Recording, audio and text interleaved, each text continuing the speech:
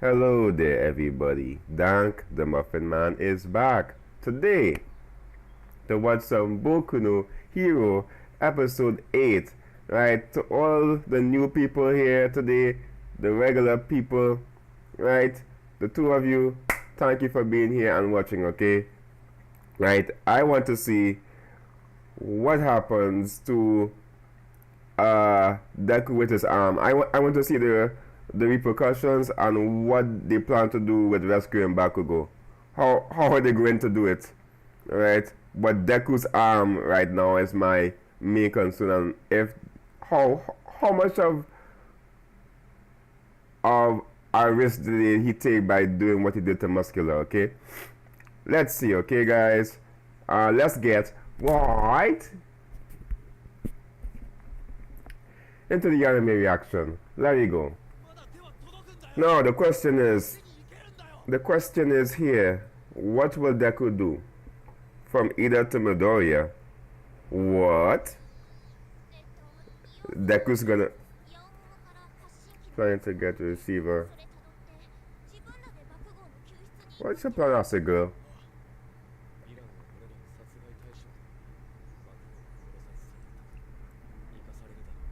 Yeah, they won't kill him.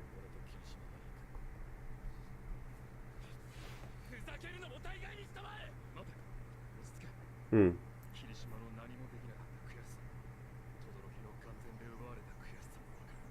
Hmm.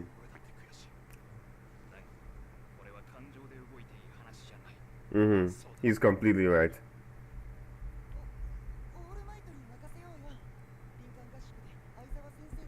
The coward that saved the day.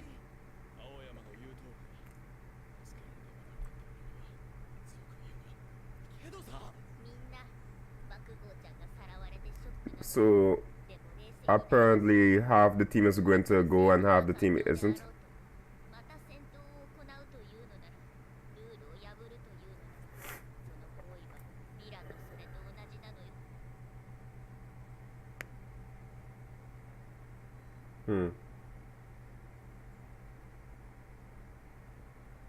There seems to be a big split here. Some wants to go and some doesn't.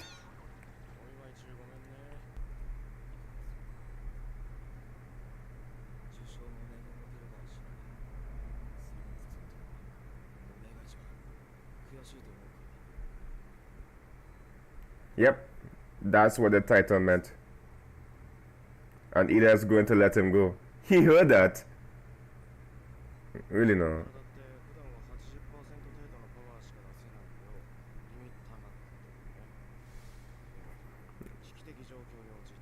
They go beyond.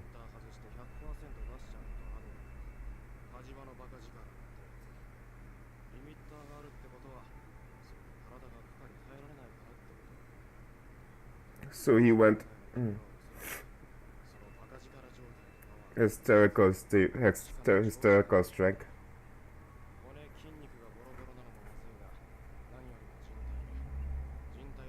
Protecting the joint and deterring the badly. In the woods. You keep enjoying the way you see me two or three more times. So he can't fight like that anymore. He can't keep doing that. He can't do that anymore. Fed up with you.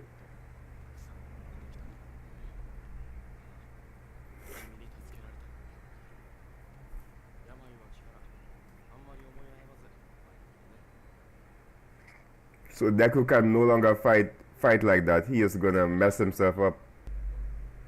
He's going with it. He doesn't care. He's moving like Ida now.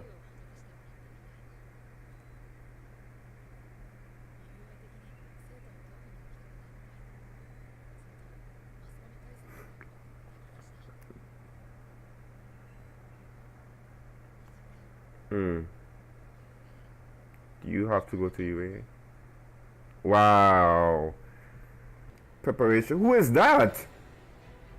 Headshot. You looking kinda cool. You looking edgy, yes?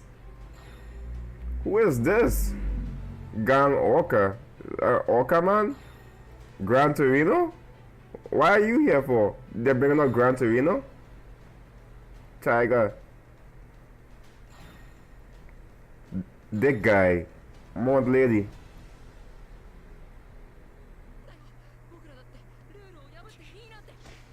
Yeah, I think he deserves that. Understand.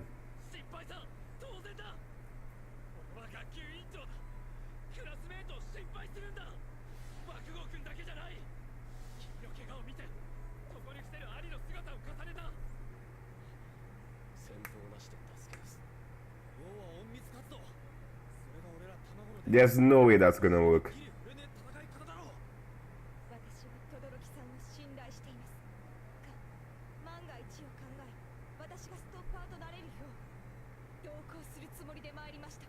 There's no way that's gonna work.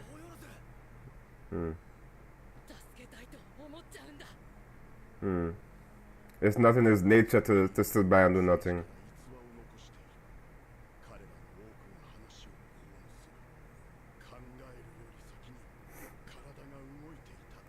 He's not even thinking about it. He's just acting.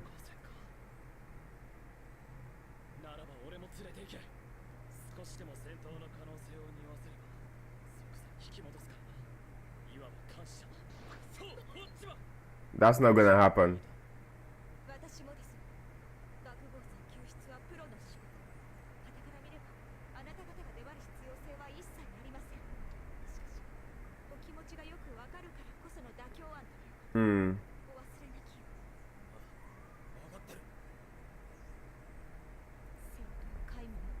That's not gonna happen. Yes!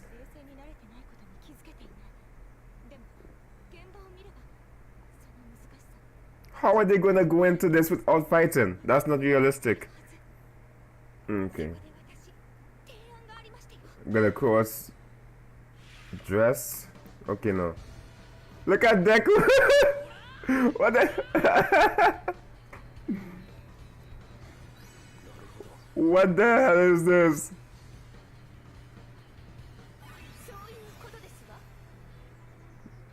Look at E.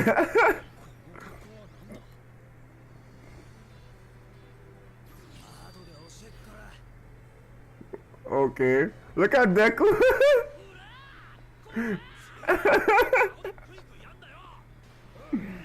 Look at Deku.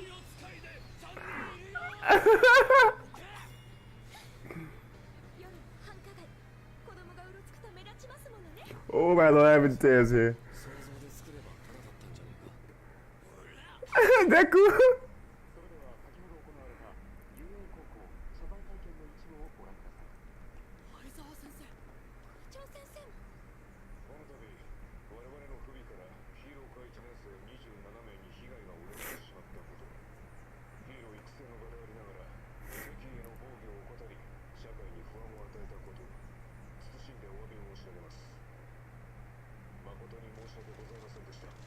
Public apology.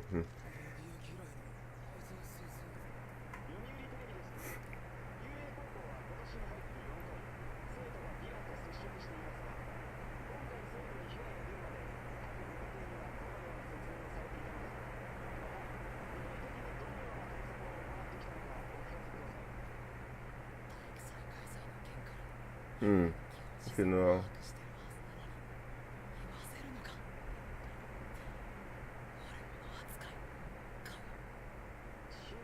Increase policies in surrounding area.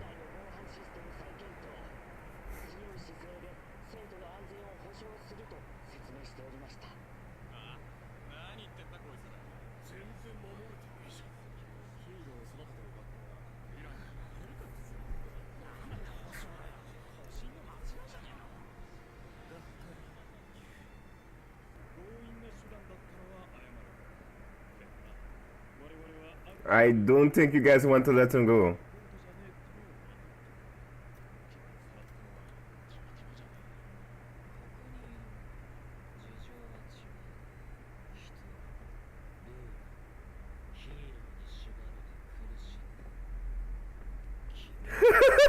Okay. There you go, Bakugo. You don't give a shit.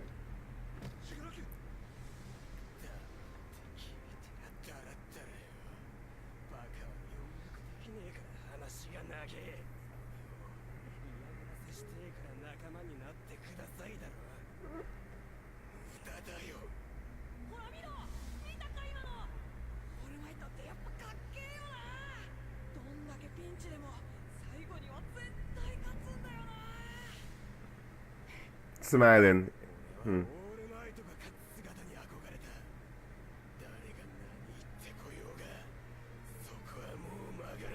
There we go.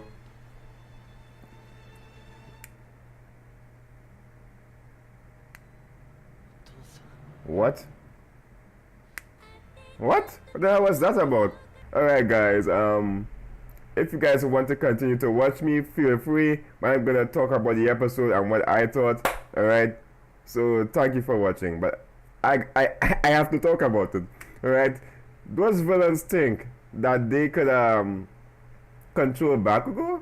Trying to convert Bakugo is like trying to convert Deku to a hero. They misinterpret his violent ways and think that hey, he will make a perfect one for our team, but Bakugo is just like a violent Deku that has the same kind of mindset. They are different in a lot of ways, but they kind of have the same ideals in some ways, right? So Bakugo is not gonna go anywhere. He is a hero. He's violent. He would make a nice. We all know that Bakugo would make a villain like a good one, but that's not how Bakugo is. He's not gonna join them. I would be honestly surprised if he joins the villain, and he's not going to. Alright? I'm sorry if I'm going like him backwards here. I'm supposed to be going from beginning to end. But I had to talk about that, alright? It seems that Deku, Todoroki, Momo, and Ida are all gonna go forward with this plan on their own. Alright, I'll talk about that as we move on.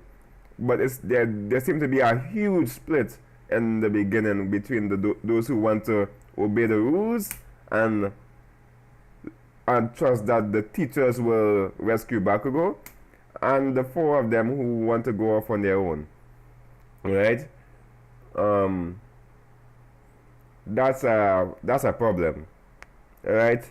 But moving forward with that, something that interests me the most here is the repercussions that Deku's facing. He got some more cool scars on his hand, I guess.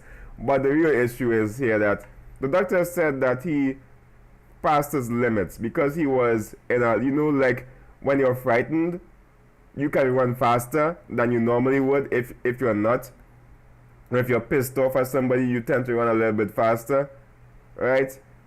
Or if somebody you care about, I don't know, is in danger, you tend to be able to lift up like a car. You could raise up a car that you couldn't do before if you never had the strength to do before. That is what Deku did, because he was in a state of mind where he was, I believe, either like afraid, like it was like a mom trying to protect his child when he was like going beyond above his limits, and that caused more damage than it should have had. And his bones didn't break like snap. His bones didn't break like this. His bones exploded like a firecracker, and that's not natural. Somebody whose bones like broke like that would lose their arms in real life. That's not supposed to happen. So now he has a choice to make. The next time it happens, will it be another case where he's gonna have to take a chance? He can't break his hand like that anymore. The doctor gave him like two or three more times, and that'll be it. But in a fight, he does it like 4 or 5 times. He broke his hand multiple times fighting Muscular. So the next time he does it will be his last, I feel. So he has to find out a new way of fighting. He can't keep doing that to himself. He can't keep breaking his body to save one person, as Aizawa said. Alright, he's gonna be like a ragdoll, no pun intended, on the battlefield. Alright, he's gonna be he's gonna be a useless hero. He won't be able to be a hero unless he uses his legs only. Alright. So moving forward with that, that's like the part that interests me the most. Okay. Seems that society is kind of doubting the heroes, and that's what the villains want. They want society to question the heroes, make them change their way of thinking that the heroes are this almighty kind of symbol. They want them to realize that these heroes aren't what they cut out, aren't what they seem to be, right? And I think the villains have succeeded in that instance. Okay, I think they have succeeded. Now we're moving forward to Deku's group, who decided to move on their own.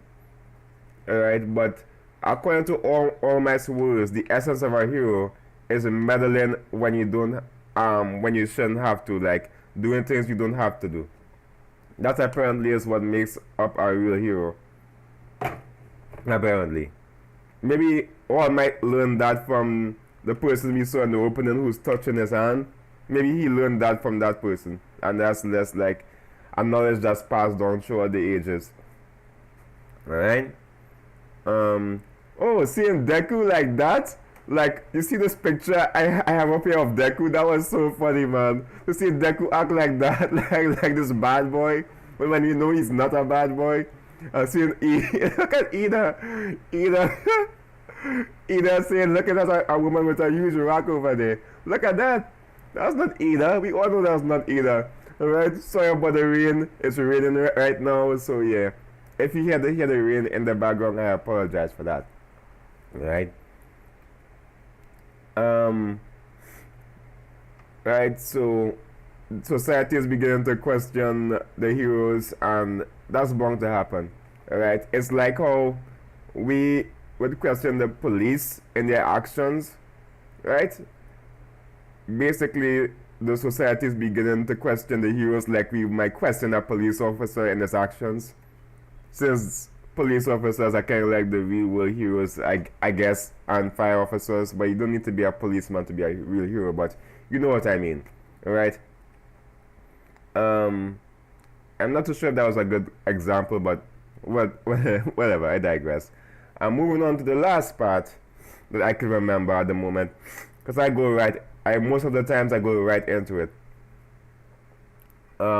Even though there's a cut, I normally don't rewatch the episode, okay, but sometimes I do, but not all the time. But this was not one of the times where I skipped, okay? I did not skip. So, the villains learn that they're not gonna get Baku.